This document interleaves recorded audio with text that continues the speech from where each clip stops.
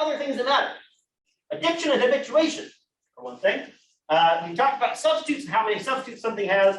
Something's going to lose their substitutes just because you get used to a particular option, right? So an obvious example, right, addiction's on here. If you're really addicted to a drug, then you can't just like say, hey, the price of this drug went up, I better buy a different drug, right? That's not really how it works.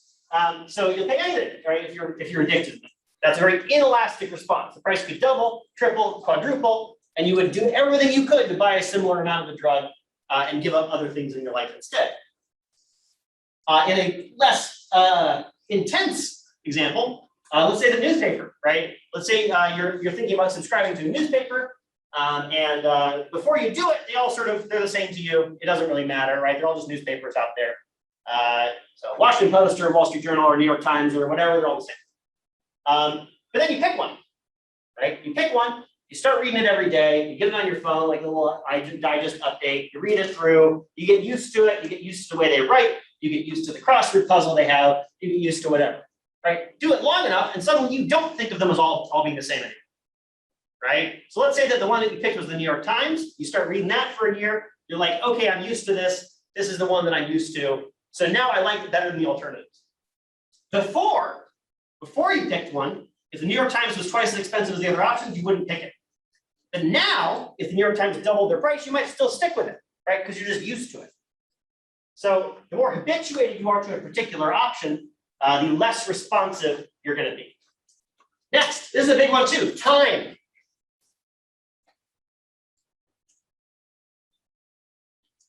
So this is not so much an intrinsic property of the good itself as it is an idea of when we're looking for the elasticity, right? So I've talked about how much the quantity demand is going to change in response to a price change. You could ask that question in a bunch of different ways, right? Price of something goes up today.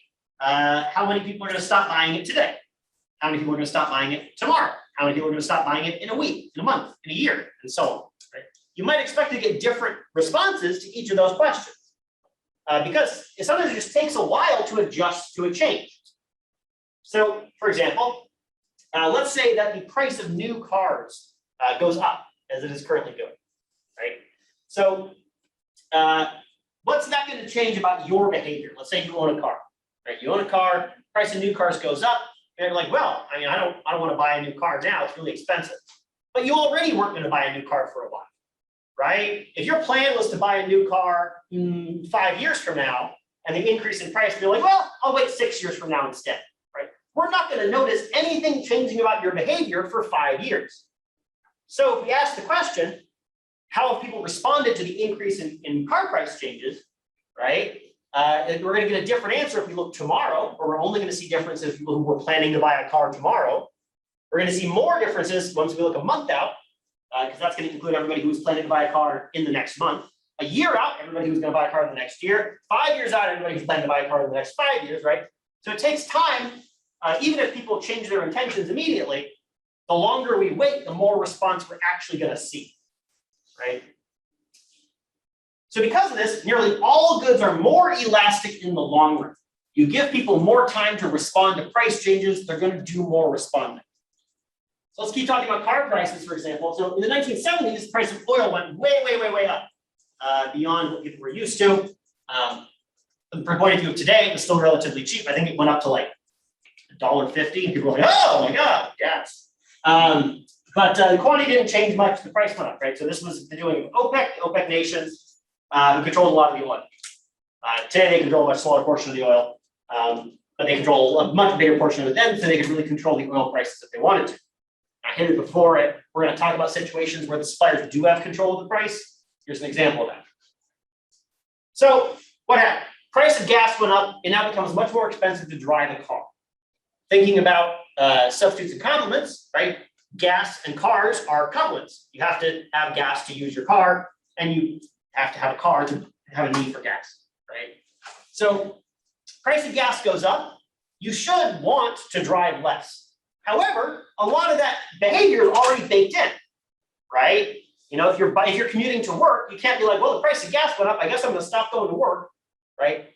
Or you can't be like, well, I guess maybe I should move closer to work, so I need to drive less, so I can take the bus. Well, it's going to take you a while to actually make that move, right? or I'm going to start getting really good at biking so I can bike that distance, right?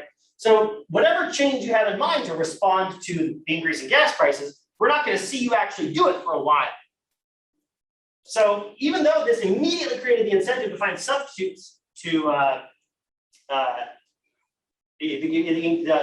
driving a lot, it's going to take a while to show, right? So in the beginning, we see very little response. In the long run, we're going to see more response. Now, in this case, it wasn't actually people switching away from cars. It was people switching to more fuel-efficient vehicles, right? So immediately, the price of gas goes up. Nobody's going to buy a new, more efficient car just right now. But the next generation of car sales tended to be for more efficient vehicles a little bit. And this actually is a pretty consistent cycle. Price of gas goes up, people buy more efficient cars. Price of gas goes down, people buy less efficient cars again. Another good example of all this, imagine you went to get a coffee, and it turned out that today the price of the coffee you normally drink went up by $1. You might think, well, I should probably stop buying so much of this coffee. It's gotten more expensive. But you're already there.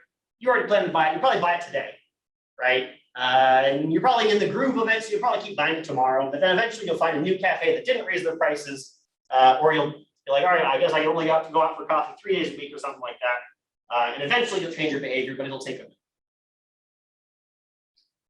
All right, so thinking about some of these determinants of elasticity, let's pick some stuff and think about how elastic we think demand for it might be. So let's pick one of these. Which one should we do? Hang on. Fine art. Let's do fine art.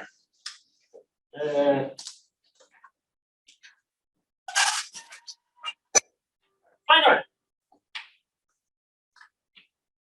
And so we have our 3 determinants. We got substitutes.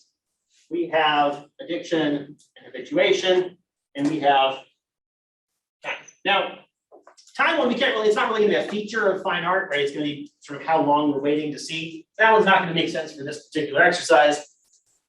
Let's think about it. Are there close substitutes? How good are the substitutes for fine art? What are the other things besides fine art that do for us what fine art does? Like prints or photographs? Prints or photographs, right? So other like reproductions. Right, so that's pretty, I mean, if you don't care about actually owning the original piece, then that's a perfect substitute, right? Or very close to it anyway. What else? Like cheaper art, I guess. Cheaper art. We could say less fine art, I guess. Yeah. Yeah, museums, right? You don't need to buy the art if the museum has it. Hand over here. One other thing that's a substitute for fine art, I mean, for a lot of people who buy like the really expensive fine art, it's a display of wealth. There's a bunch of other things you can spend your money on, right? So other sort of ostentatious displays or stores of value, right? Things you can invest in. If you're buying a Picasso to put it in the garage to raise its value or whatever, right? So these seem to me like they're all pretty close substitutes, right? If fine art disappeared tomorrow, we could switch to all these things. And for most of us, we would not notice much of a difference, right? It would be a similar thing to us, right? For people actually spending money on fine art, right? And the last one's probably the most important one. For those of us who enjoy fine art, we probably weren't spending that much money on it anyway, so we wouldn't really affect the quantity demanded all that much. But these are substitutes for us. So based on these substitutes, does that alone suggest that fine art's going to be more or less elastic? Does having a lot of substitutes, yeah. More elastic, yeah. The more substitutes we have, the more elastic demand is going to be. So this one is going to point us towards more elastic. All right, how about addiction and habituation? Do you get addicted or habituated to buying fine art? Probably not a whole lot. I mean, there's somebody out there who probably makes a hobby of it, but nah. All right, so the fact that we do not really have a lot of addiction or habituation elements here, does that suggest that it's going to make it more elastic or less elastic? If it's really addictive, you're going to keep buying it no matter what the price is. This isn't, so what does that tell us? It's going to be more responsive or less responsive to price changes? More responsive, yeah. So it's going to be more elastic as well. More elastic. So we got we've thought about this in 2 different ways. They both sort of point towards more elasticity, which makes us probably guess, if we had to, that fine art's probably going to have pretty elastic demand.